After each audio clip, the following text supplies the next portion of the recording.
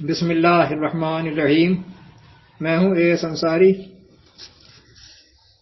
جناب، یہ اعتراض پھر آیا ہے کہ قرآن تو عربی میں ہے تو صرف عربوں کے لیے ہونا چاہیے، حالانکہ اس موضوع پر میں بہت مرتبہ عرض کر چکا ہوں، سچ والا کے اعتراض پر جواب دے چکا ہوں۔ یہ اعتراض اگر غیر مسلمین یا ایکس مسلمز کی طرف سے آئیں تو آئیں، لیکن جب مسلمین کی طرف سے آتے ہیں تو بہت دکھی ہوتا ہے بہت۔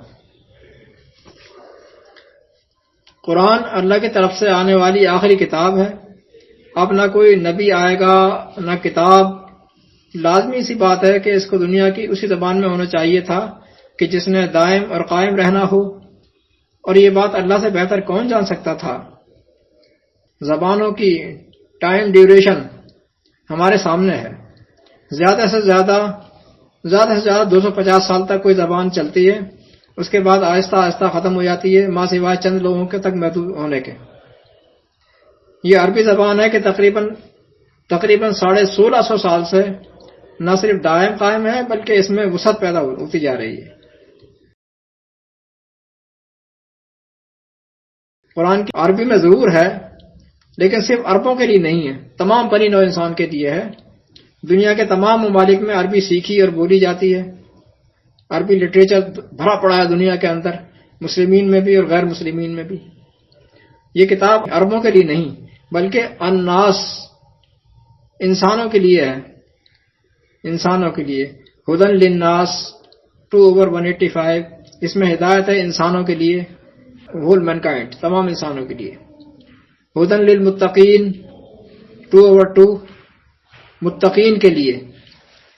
ہدن و بشرا للمسلمین 16/102، اس میں ہدایت ہے اور بشارت ہے مسلمین کے لیے نہ کہ عربوں کے لیے۔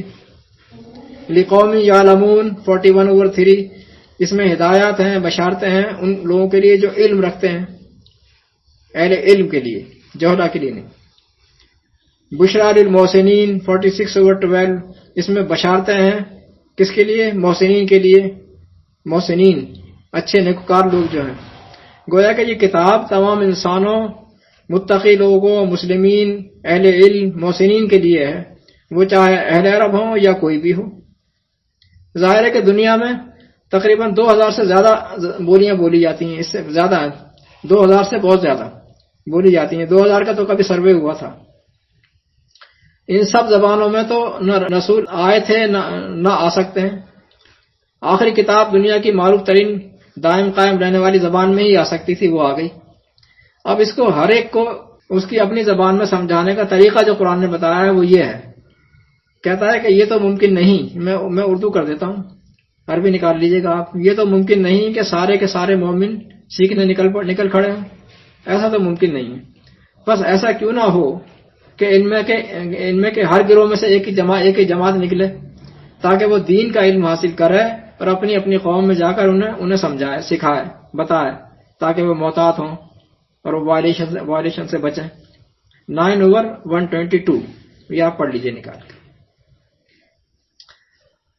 یہ کام اسلامی حکومت میں سرکاری سطح پر ہونا تھا، اصل میں تو کام یہ تھا، سرکاری سطح پر ہونا تھا، اور وہی طریقہ جو میں بتا چکا ہوں اپنی اس ویڈیو میں، کہ جس میں نے کہا تھا کہ سرکاری کتاب ہے، یہ عوام کے ہاتھوں میں دینے والی کتاب نہیں ہے۔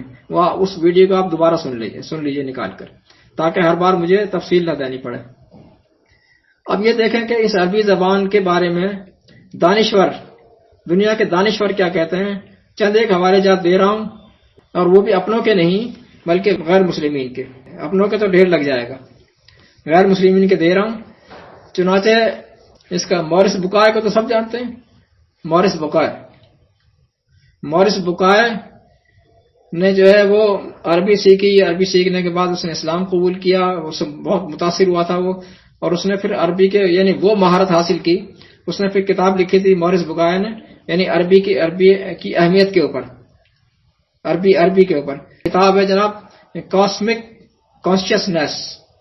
کانشیسنیس، اس کے پیج نمبر 30 اور 31 نکال کر آپ پڑھ لیجئے کہ وہ کیا کہتا ہے عربی کے بارے میں۔ کتنی تعریف ہے کہ پل باندھے اس نے عربی کے بارے میں، عربی کتاب۔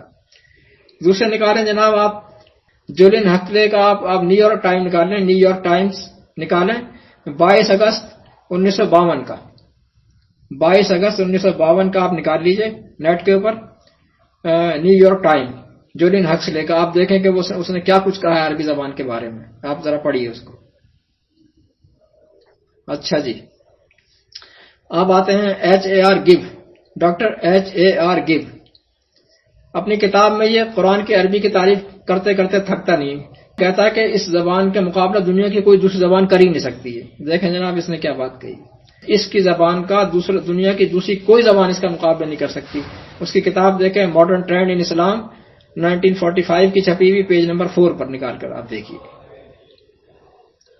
عربی برتری کی برتری و انفرادیت اپنوں کی نہیں، غیروں کی زبانیں میں نے بتائی ہیں۔ میں نے ایک مضمون لکھا تھا کہ عربی بمقابلہ اردو اور انگریزی، اس میں نے یہ ثابت کیا تھا کہ عربی کی 1/4 سطر برابر ہے اردو اور انگریزی کی ایک پوری سطر یا 1.5 سطر کے برابر، یعنی دونوں کا مقابلہ کر لیں، اردو اور انگریزی کی ایک سطر بعض جو ہے وہ 1.5 سطر، اور عربی کی جو ہے وہ صرف چوتھائی حصہ سطر کا 1/4، یہ برابر ہے۔ جو مفہوم وہ اتنی بڑی عبارت کے اندر وہ بیان کرتا ہے، یہ اتنی چھوٹی عبارت میں بیان کر دیتا ہے۔ یہ پیپر پہ لکھا ہوا ہے، مضمون بہت پرانا، اب کبھی دیکھوں گا ٹائم ملے گا تو میں اس کو ڈال دوں گا۔